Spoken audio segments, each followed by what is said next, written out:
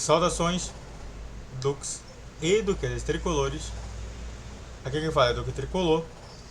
Para mais fins de novela, vamos falar sobre Luiz Henrique e sobre Pedro Rangel. Acabamos de falar sobre essa cansativa situação que foi o Luiz Henrique. Essa cansativa situação também do que faria com Pedro Rangel.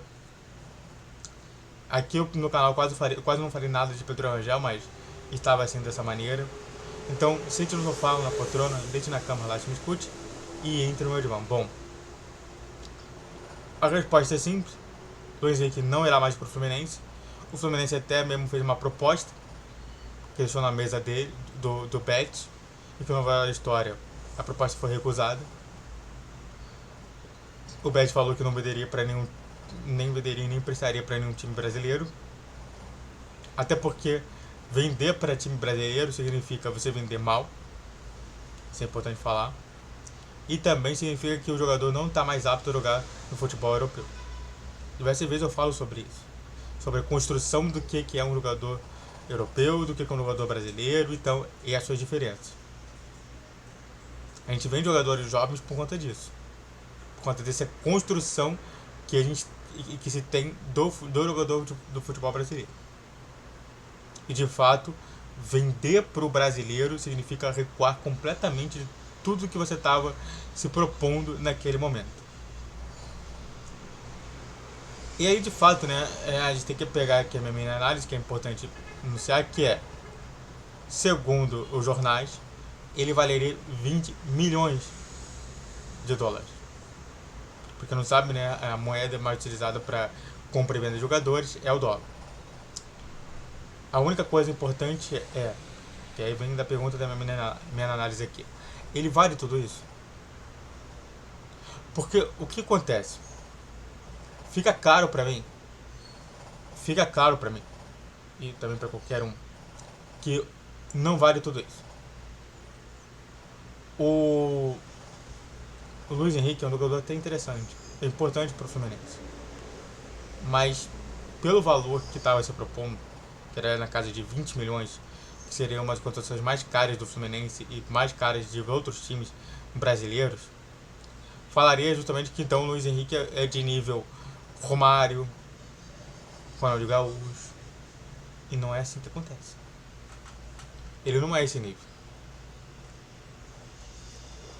Ele, às vezes, o próprio Tricolor sabe que apontava justamente uma queda de rendimento. Em diversos momentos até sumia no jogo.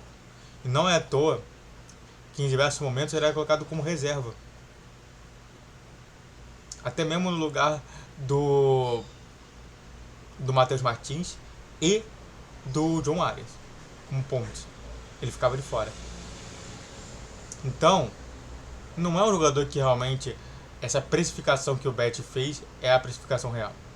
Eu não acredito que o Bet, se for vender para outro time, que vai vender por esses 20 milhões. Deve vender por menos. E até bem menos. E ampliar um debate, né, o dinheiro que o Flu queria dar. Então a gente entende que, segundo as informações, o Flu tem no mínimo 16 milhões de dólares para gastar.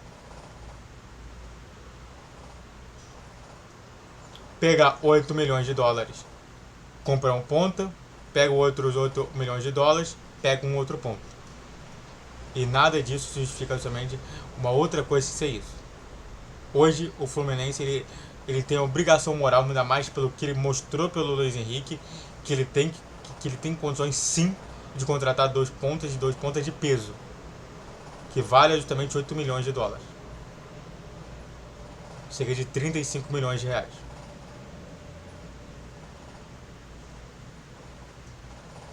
Antes de falar mais sobre esse assunto, sobre um outro assunto sobre Pedro Rangel, se inscreva no canal, faça o triplo C que curte, comente e compartilhe. Redes sociais, na descrição do vídeo, todas as 10 e 12, 20 horas.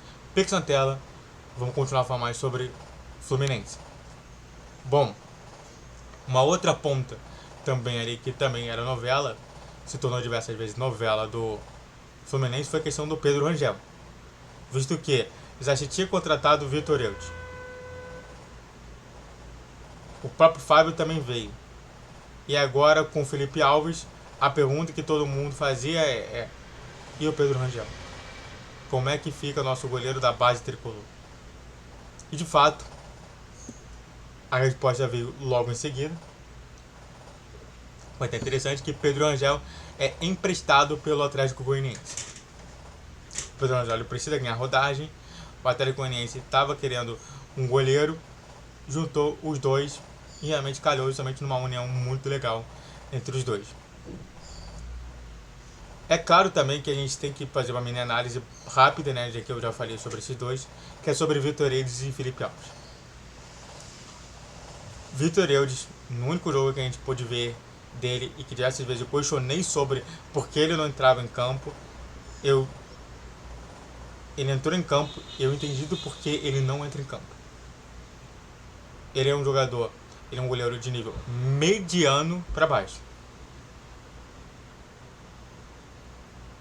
O Vitor Eudes é assim. E o Felipe Alves é muito mais não o que ele joga ou que ele agarra, mas sim muito do que ele tem com o Diniz. Fica cada vez mais óbvio que a contratação do Felipe Alves não é uma contratação do porquê o Felipe Alves é bom, mas fica claro que é porque o Felipe Alves é um jogador que Diniz se sente tranquilo.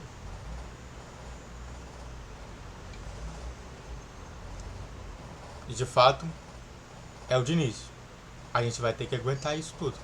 Se o Fábio se machucar, deixe claro que Felipe Alves vai ser nosso jogador titular durante muito tempo.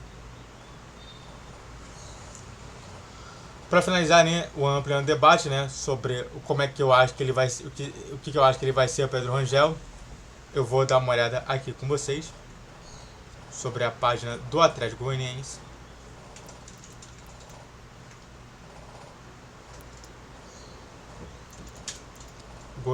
Atlético Clube Goianiense. Eu vou dar uma olhada aqui para os goleiros, para ver se tem algum goleiro melhor do que o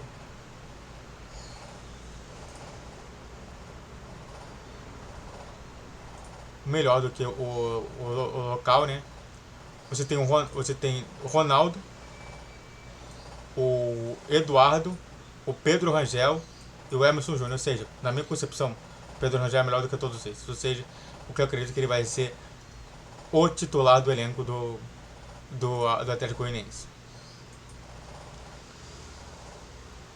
Sabe usar bem os pés, sabe usar bem as mãos, é um bom goleiro, não é um ótimo goleiro, mas é um bom goleiro e tem mais nome do que todos os outros que estão ali dentro do Atlético Goianiense. Muito obrigado a todos que assistiram, eu fico por aqui.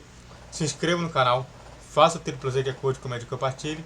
Redes sociais na descrição do vídeo, 10, 12, 20 horas. Pix na tela. Saudações tricolores.